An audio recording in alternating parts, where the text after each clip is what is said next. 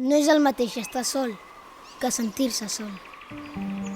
Jesús buscava la solitud per pregar, però mai no estava sol. A l'hort de Getsemaní va plorar en soledat, envoltat pels seus deixebles adormits. Antoni Gaudí també va conèixer aquesta soledat.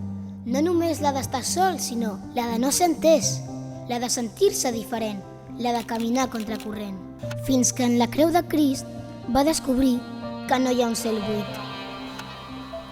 Perquè de vegades el pitjor no és estar sol, sinó sentir-se sol.